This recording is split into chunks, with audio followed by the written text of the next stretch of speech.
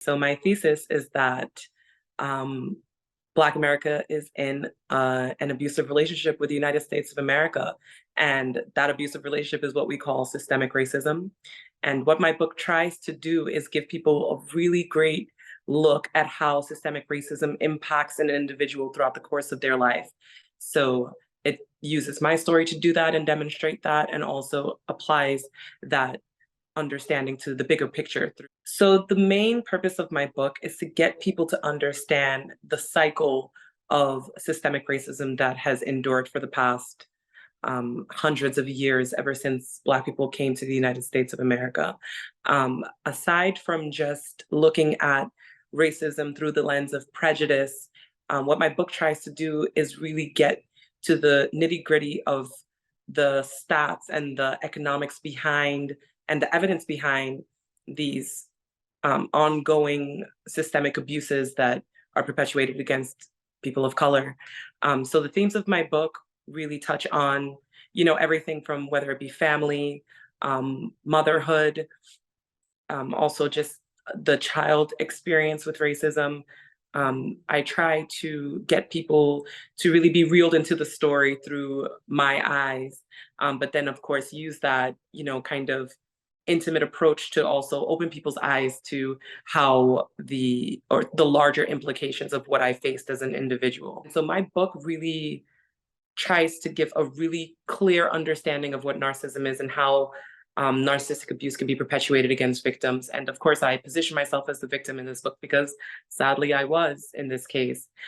So that understanding of narcissistic abuse runs through the entire book. So each chapter begins with a part of the cycle of narcissistic abuse. For example, when you first get into a relationship that's abusive, it starts with what is called the love bombing stage, which is where somebody promises you that things are going to be perfect and everything is going to be, it's like sent from God, essentially.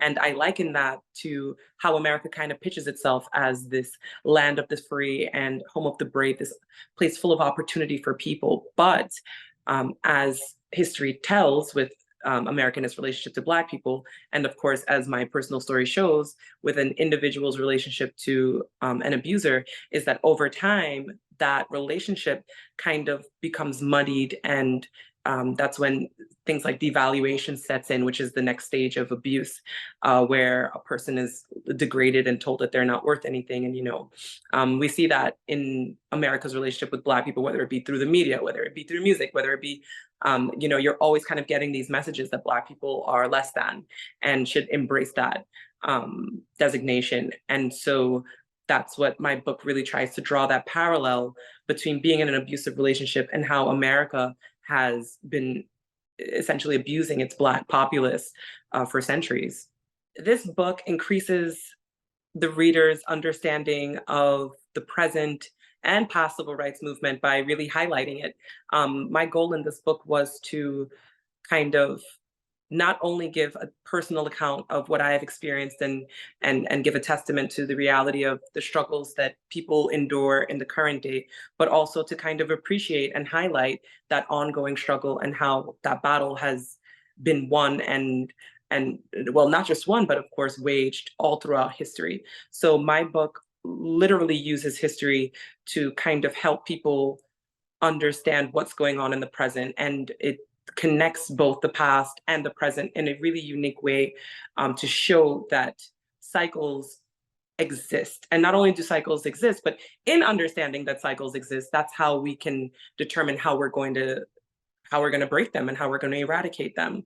So my book really uses history to show people that this is not something that happened. It just started. Like, police brutality didn't just start. Mass incarceration didn't just start. The wealth gap isn't a matter of just today. These are ongoing historical issues. And my book uses both the history and the modern day to kind of show how these issues are interrelated.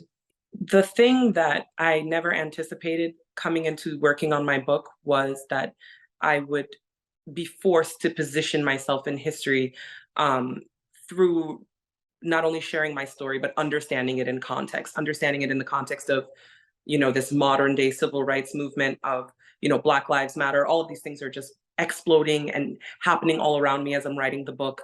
And it kind of really forced me to sit with this moment and recognize how we got here.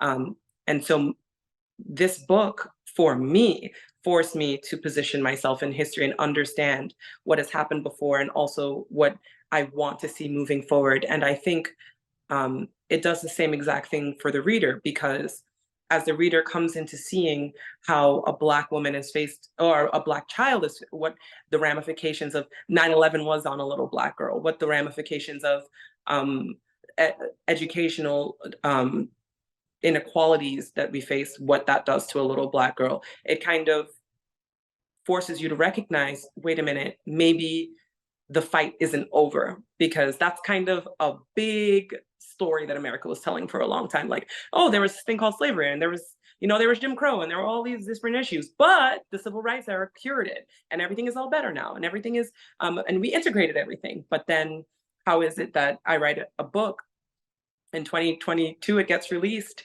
and in 2020, that's pretty much when I started working on it, and yet here we are dealing with many of the same exact issues. And so my book, with no uncertainty, kind of outlines both the past and the present in a way that forces us to reckon with the fact that we're not done yet with the fight, that it has really just begun.